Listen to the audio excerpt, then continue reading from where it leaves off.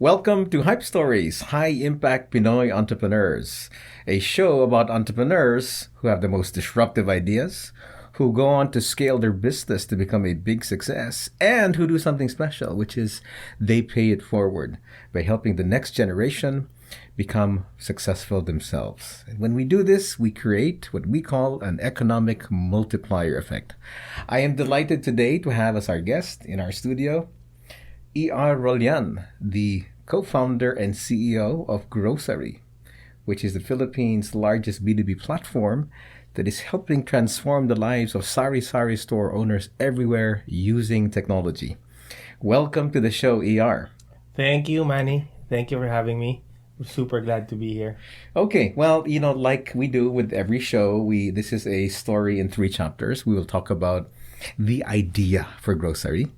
Then we'll talk about your scale-up journey. And then we'll end by talking about how you think about this idea of paying it forward. So let's start with the idea. Because what I know about you is you were a high-flying executive, right? Your career took you to P&G, Boston Consulting Group, Unilever, right? Why leave that cushy, amazing, high-flying job? What was this idea or what was this itch that you had to scratch? Well, I guess apart from Growsari as a business, I had to leave the country very early. Like immediately after graduation, I was given really a blessing to work abroad immediately after college. Oh. So, worked for P&G, BCG, Unilever, all these companies. And Where then were you? Singapore, Hong Kong? Everything was happened in Singapore. Everything happened in Singapore. And then obviously, I'm a product of the University of the Philippines. Yeah. And that's really something that is ingrained in me it was taxpayers' money who paid for my education. Yeah. And so it's important that what are you doing to nation build at some point. So since that time, ever since, you had this idea that you'd come home and do something. Yeah, so even when I left, I always knew I was gonna come back at some point. Yeah. Now, obviously, you're right in some sense that if you progress in your professional career in the corporate world abroad, it becomes tougher and tougher to leave it. Di ba nga, they say golden handcuffs eh. Yeah. Di ba? In Correct. fact, I once heard this saying, right? Your lifestyle expands to fit the paycheck you're given. Right? Actually, marami kong kilalang ganun, right? People that went to business school with me, right? They go into these jobs, these high-flying jobs, and they say, I'm going to do this just for a while, right? And then I'm going to do what I really love. I would say for maybe 80%, they never escape, right? Because the money's so good. Yeah. No, that is true to a certain extent. So I knew that it had to be entrepreneurship. Yeah. And I knew that it had to be behind an idea that could really be big. Wait, why entrepreneurship? Where did that seed get planted? Saan naman yun? So, in all honesty, it was because, syempre, you worked abroad. Yeah.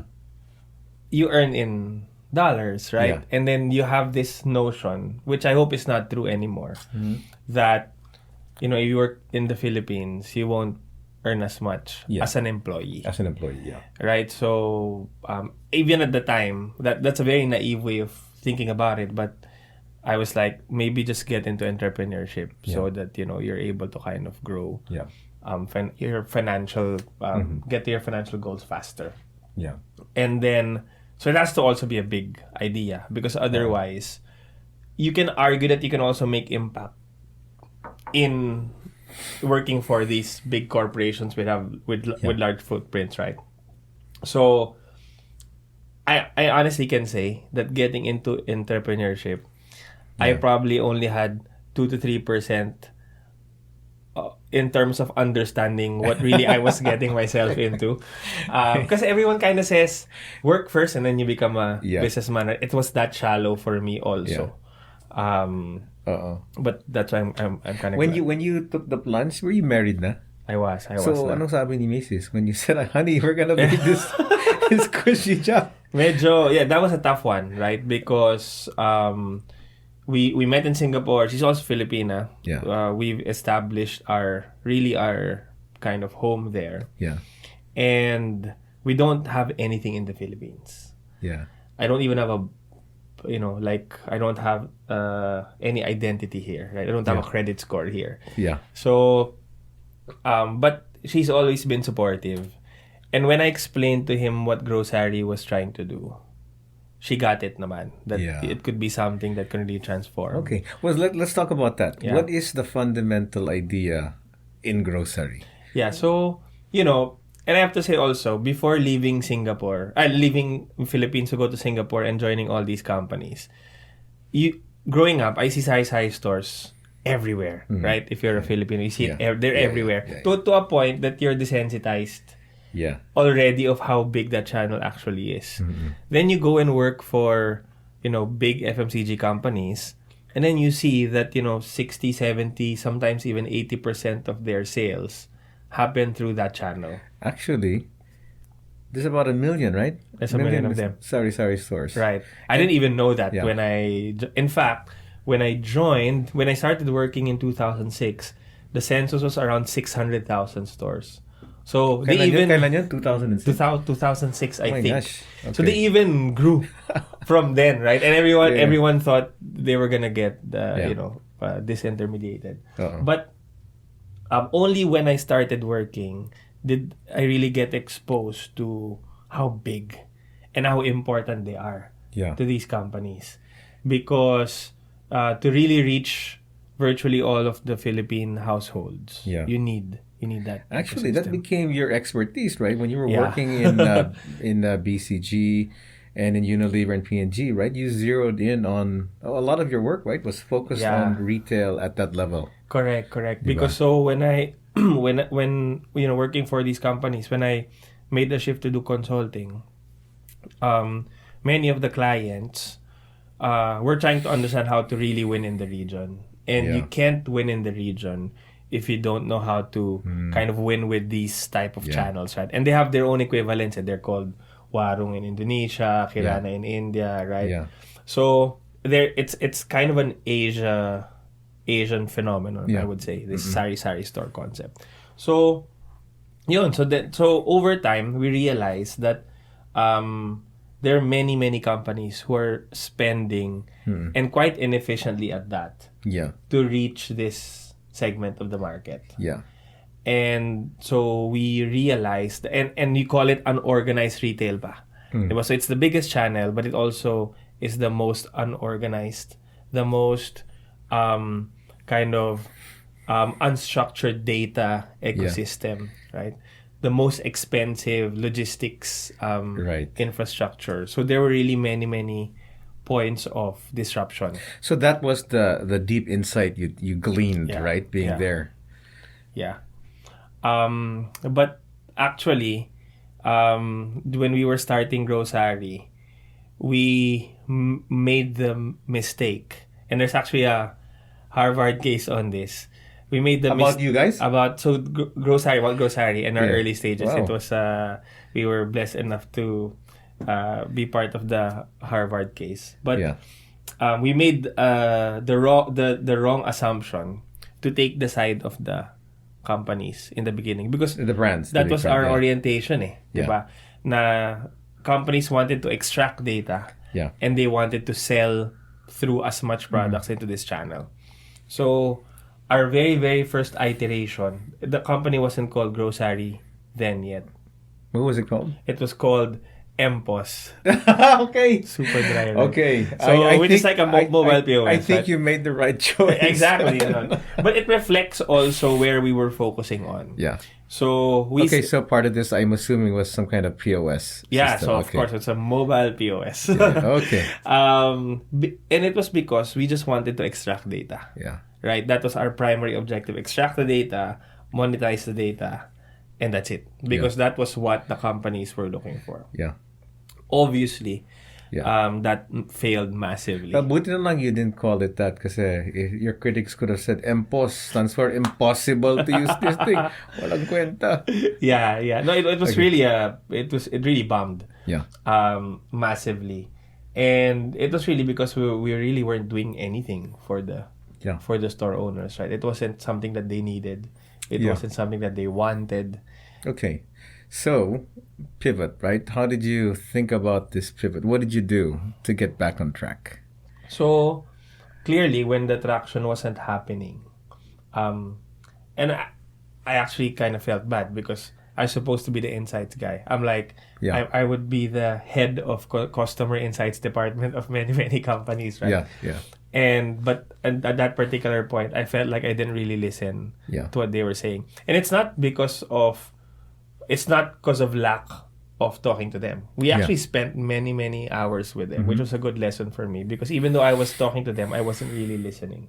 Maybe you were looking for confirmation bias, right? Exactly. So when we really started to ask, maybe if you're able to, because the question evolved from how do we get the data from how do we get traction, Yeah, right? And so we started to genuinely ask them, what's helpful to you? Yeah. How can we kind of yeah, improve your situation? And we really understood what was going through. A super humbling experience. And given that I kind of grew up in that ecosystem already, but Yeah. I never really understood kind of how interesting and kind of really good these entrepreneurs are. So in that research, it really came out na procurement was the biggest issue. right. They really didn't know how to source effectively, where to get the best prices, and they're so small. Even though they want to get from the companies directly, the companies don't really go to them because they're individually they're so small. Hey, so how many months, right, were you doing the first version of this, yung MPOS? It was maybe like 3 months, 4 months. We were So mabilis lang. Yeah, Okay. yeah, but I guess at the time we were already being stubborn about it because Yeah. on the first month you would already know. Yeah. Right? But we were no, let's iterate the tech. Let's yeah. kind of. Had you raised money na by then? No. So this was just like skunk works almost. Skunk work, no traction. This was all bootstrap. Yeah. Okay. Kind of. At the time, wala ka ng sweldo. Or you Not yet. So my past employers will get mad at me. Okay, wait. No, it's So we can okay. edit. We can edit. No, it's okay. Well, they're all my friends now. So when a lot of this talaga was kind of minted, Yeah. the desire to do this when I was in BCG. Yeah. Because that's where you really see how different companies are approaching it. You're not just working for one company. That's where also me and my other co-founders, that's when we started to say, okay, let's do it. Yeah. I really wanted to do it in the Philippines. We're a multi-racial founding team. So I felt like if I didn't raise my hand, it might go to another country. Yeah. And I wanted, and I knew I wanted to go back. Yeah. So, anyway, so I told them I want to spend time on it, but I can't do it while doing consulting work. So I moved to a different job. But I was already allocating some portion of my time co-developing this with the rest of the co-founding team. So yon, and then so we were still all doing is I would fly to Manila on weekends, pilot it, get some support from people here to run pilots for us, and then I would go here on weekends to kind of test it out. So no funding. So you see that for several months, and then you got the results. And say, we have to do something else, right? So talk about that. So that journey, when did you say, okay, now this is getting interesting, getting serious. I need to hire people, raise money, and so on and so forth. So when we were doing the first iteration, we were already doing we're already knocking at VCs doors in Singapore to get seed funding. Yeah. Syempre, coming from the corporate world, coming from consulting, we knew how to make a pitch a deck. beautiful deck, right? with no traction. Yeah. But obviously we were getting a lot of kind of passive, this is a good idea, we think it's it's the vision is strong. Yeah. But actually, no one was giving us negative feedback. It was really kind of only really our first set of investors who eventually became the seed investors. Si Paul from Wavemaker. He was the first one who gave us the bad meeting. Yeah. Where he said, I don't think you guys know what you're doing. Yeah. haven't even quit your job. Yeah. You don't have any traction. Yeah. I get what you're trying to do in terms of the disruption, but you Yeah. don't have a path to getting there. Yeah. So that also contributed to us rethinking it a bit. Yeah. When we pivoted and decided to do an ordering solution, Yeah. we started off by just kind of really begging for stores to use the app. And then what would happen was if someone would take, first of all, they won't even touch the app, right? So even though we've installed the app on their phones, Yeah. I would still have to go there and remind them, "Ma'am, do you want to?" And then sometimes I would even be the one to place the order on the phone, right? Because they're not into apps at that time. Then I'll get an email from that's how the tech was set up, very very MVP-ish. I get the email in the afternoon. Then I go to the local supermarket, buy the products, and Yeah. then will be the one to deliver to them the next Anong day. tawag dyan? Manumatic? Manumatic. Manumatic siya. Okay. Mano-mano nga. Yeah. No automation at all. Yeah. So we did that for maybe 20, 30, up to 50 stores. Yeah. And then just over time, just tiyaga lang. In fact, actually, I felt like some of the stores, the first time they picked up the app themselves to use it was potentially out of pity. Because they know I'm gonna come again, the next day. And they're like, poor guy, he's gonna come here again just to place the order. Let me try it. So that kind of helped. Yeah. But when we were starting to see repeat rates, coming, retention getting stronger, we were getting good feedback.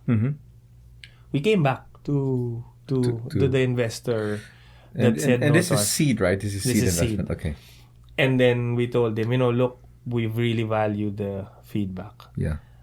We pivoted, and it looks like we're onto something. So tama si Mr. Santos. Tama si Mr. Santos. Yes. Okay. And what I appreciate about him is he really put his money where his mouth was, right? Because when he saw that the traction was there, Yeah.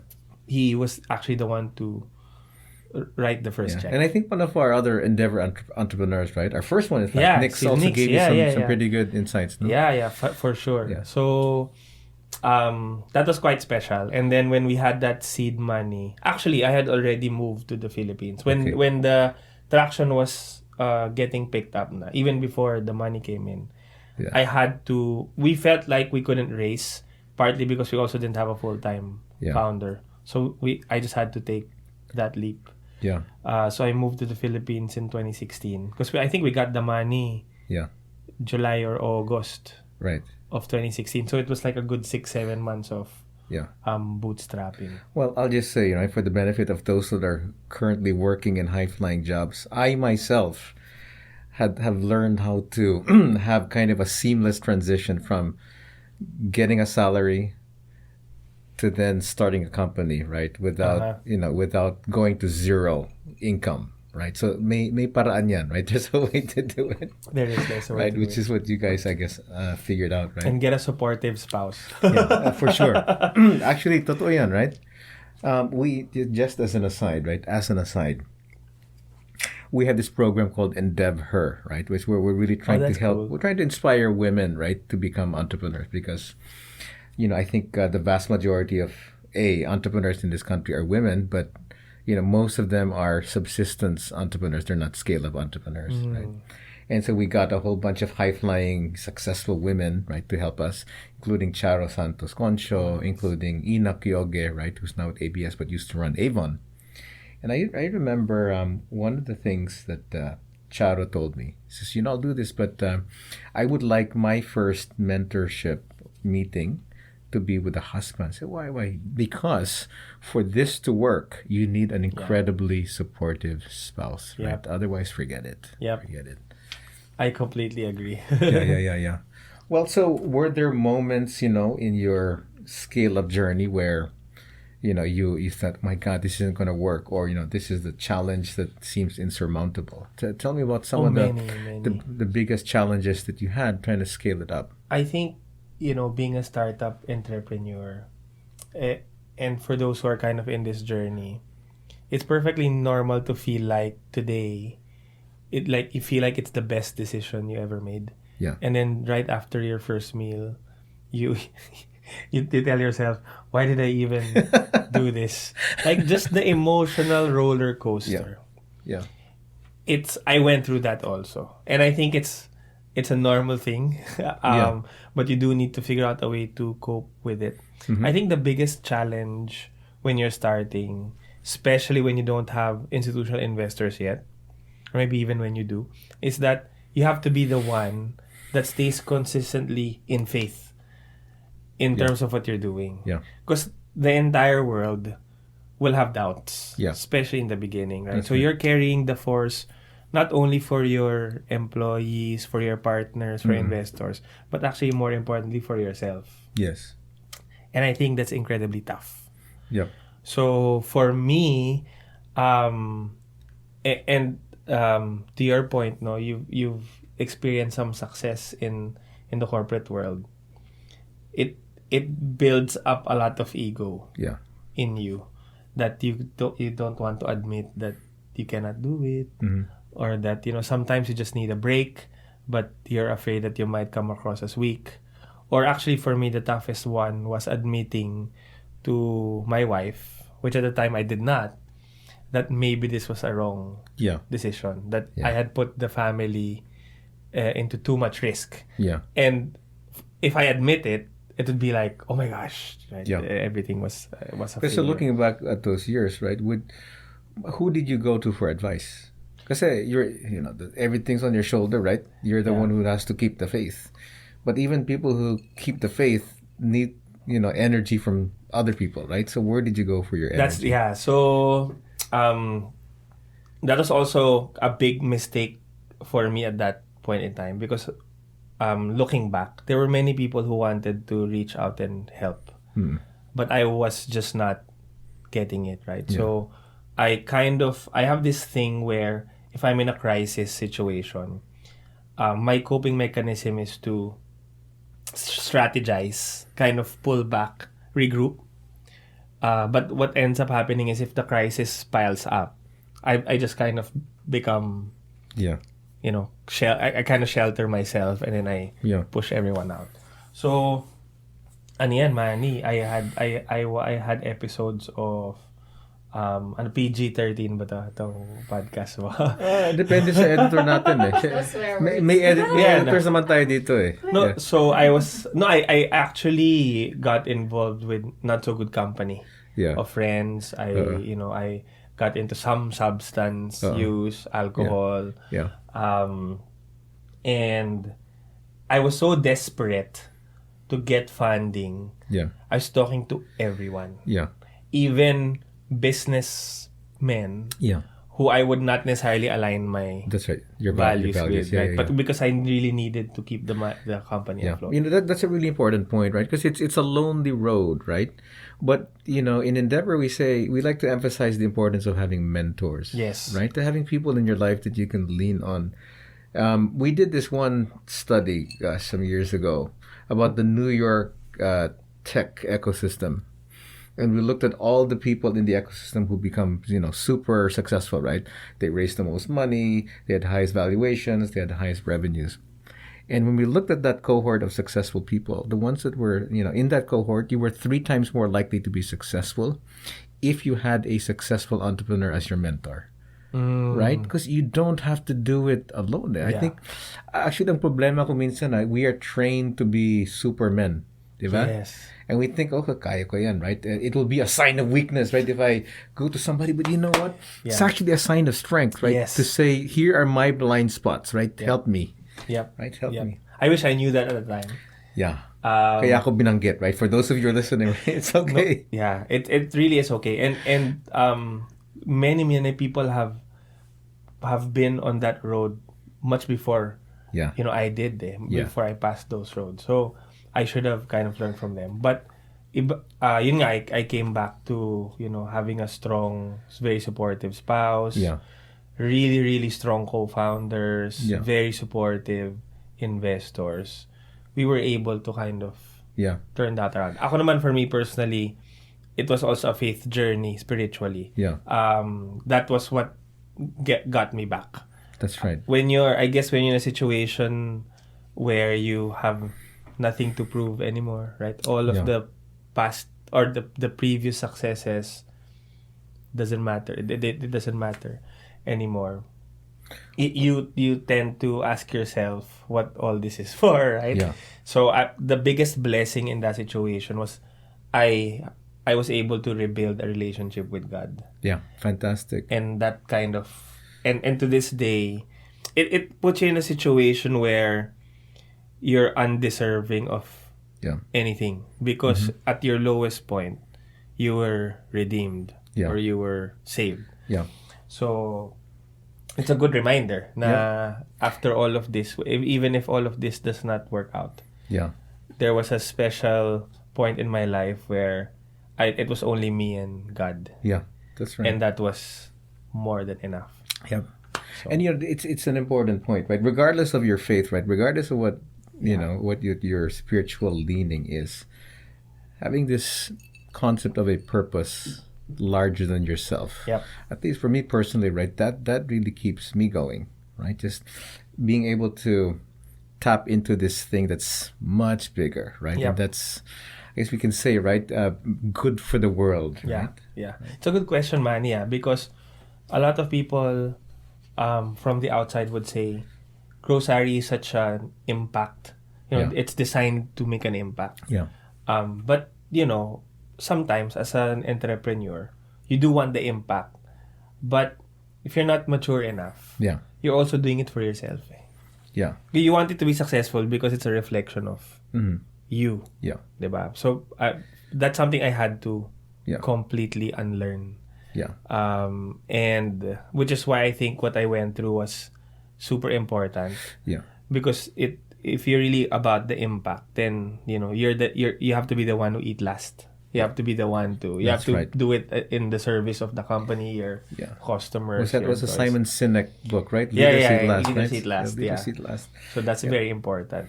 I want to ask you if it's okay with you to talk about something that I found truly inspiring about you, right? Yeah, you and your wife went through a personal loss, right? Yeah, In the yeah. middle of trying to do something that just by itself is extremely hard, right? Which is growing a business.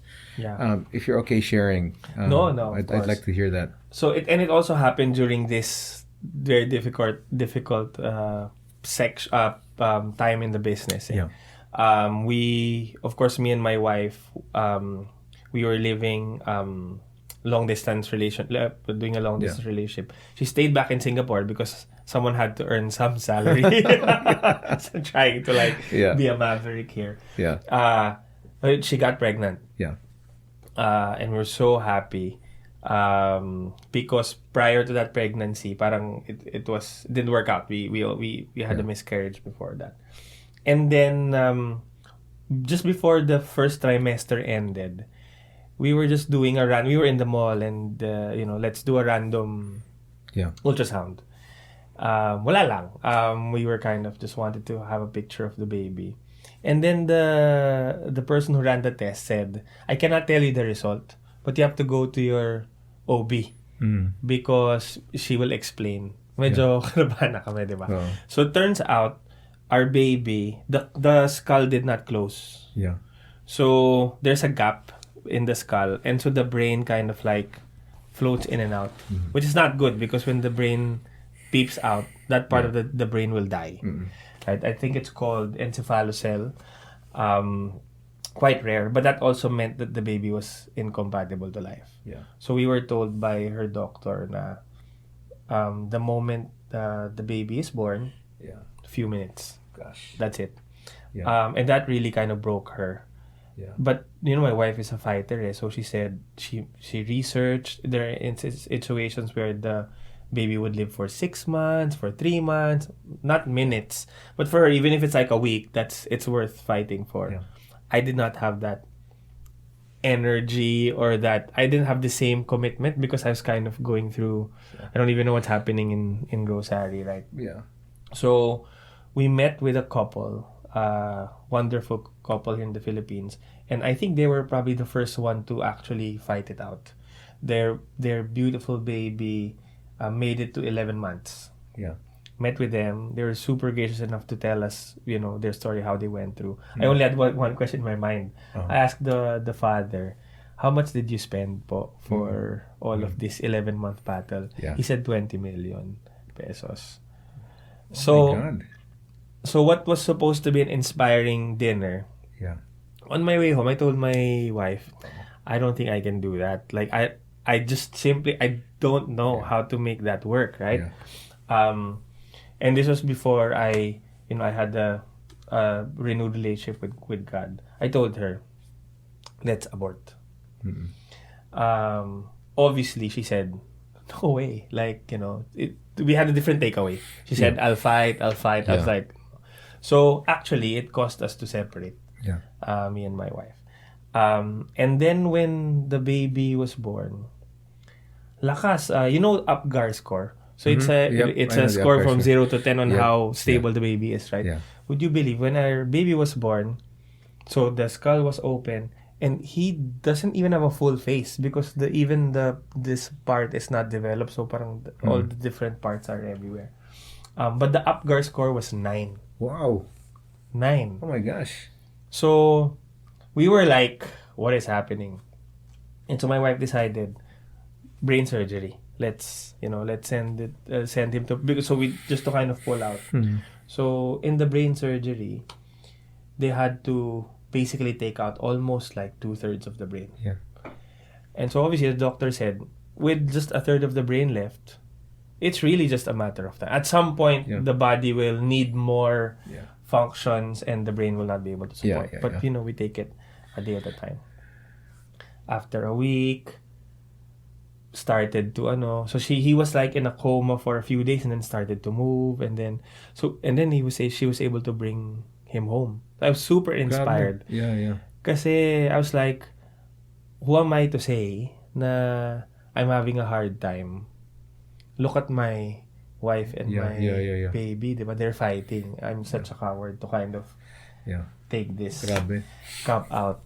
So I went back. I told my wife, I'm super inspired by how she's handling everything, and I wanted to kind of try it again. Yeah. And then she said, under one condition, Oh. you have to go to church with me. Yeah. So that was her only, and that's kind of how it started. We had like major, facial reconstruction surgeries. We were, blessed enough to have him for 14 months. Yeah. We sent him to school. He did kinder music for a few months. He even moved up. So we were given, a good time with him. And then when we felt like the marriage was repaired na, and parang I felt like I was humbled, hopefully. That's my prayer. I'm humbled na to kind of, not be that guy anymore. He passed away. The baby passed away. And after all of he survived pneumonia, he survived all of these things. What killed him was actually common cold. Yeah. And he passed in the most peaceful way. So I felt like that was God's way of, really teaching us a lesson, but also rediscovering ourselves, our marriage, God, and also what we need to do. I think one of the things that I think about, and this is not my own musing, my friends share this with me, you cannot outdo God in generosity, right? And so I now look at what you've been through and where now Growsari is going. And my gosh, you were only the second Series C in this entire country, right? And I think your plans are equally exciting. So going from the ordering, right, to I guess partly logistics, and then now fintech. Yep. Right. Yep. So what's in store for you guys? So we realized even the fintech, we wanted to do it, or the logistics, but those were all consequences of what we had built. Yeah. So the most interesting thing about sari-sari stores is that they're so close to each other. Like the numbers based on research, every barangay in the Philippines has about 500 to 1,000 sari-sari stores. Imagine. 500 to 100 in one barangay? In one barangay. One barangay is how many thousand people? 500 to 1,000. It depends eh. But I actually don't have the population census. But in sari-sari store, it's about that. 500 to 1,000. So, dami. Dami. You only really need 40 of them to order on the same day. So you can send a fully utilized truck. Yeah. Right? And so, what ended up happening is we're sending fully utilized trucks virtually every day, every other day, in all the barangays we're serving. Yeah. And then that's when we realized we've built a logistics infrastructure.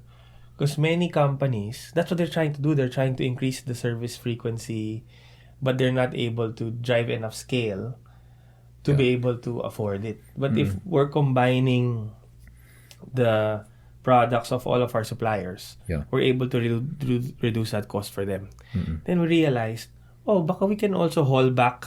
When our trucks come in full, they come back empty. O baka we can haul back returns for other companies. We do, parcels, packages, whatever. And then we also started to realize na even fintech, our stores use a wallet we call it Grow Coins.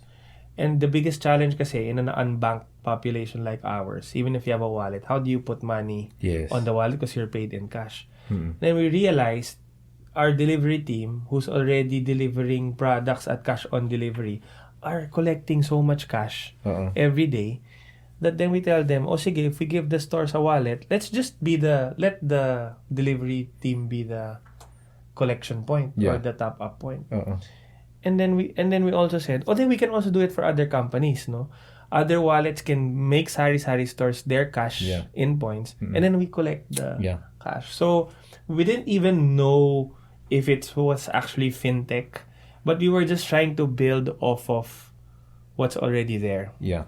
Which I guess made me appreciate truly how powerful sari-sari stores are. Yeah. Because it's their base load. It's their purchases, it's their density that actually allowed us to do all of these other things at virtually no cost. And that decision, right, when you pivoted to focus on them rather than the brands, right, really helped you, I guess, laser focus on what was needed. Correct. So now that's our non-negotiable. Does it help the store? If it doesn't help the store, right? That's your true north. No? Yeah. That's your true north. And then I guess you're already beginning to do little loans as well. Yes. Right? So what we realized was, as we introduced more businesses to sari-sari stores, so instead of just let's say selling snacks or beverages, right now they're doing load. Well, they've always done load. Some of them are doing bills payment for the first time, some remittance, some they do Wi-Fi, they sell Wi-Fi credit to the community.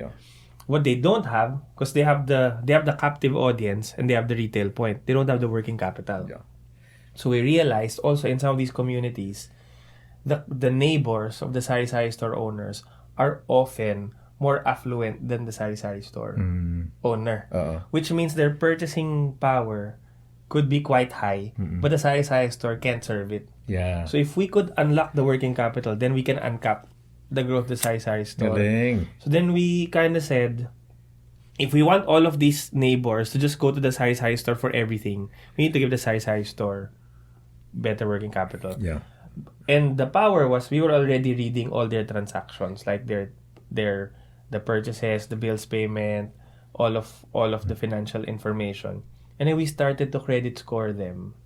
And then that's when we realized na actually, if you give them 20-30% more capital, the business is just gonna fantastic. Wow. So that was quite powerful, because at least now we have an engine that if we give them a new business, there's also an avenue for them to get more capital to grow that business. Yeah, that's awesome. So this has the potential to become something of a super app, right? You might say. Right? That's terrific. Well, we're so excited. But Chelsea's telling me, looking at me with her executive producer eyes, and saying we have to move on. So chapter 3 is about paying it forward, right? It's actually my favorite part of the show. And in Endeavor, our dream is, right, for all of you entrepreneurs, our dream is that you guys who are, as we say in Tagalog, magaling, matino, mapagbigay, right, that you multiply yourselves by 10, right? Because if you do, and those guys do the same thing and they multiply by 10, right?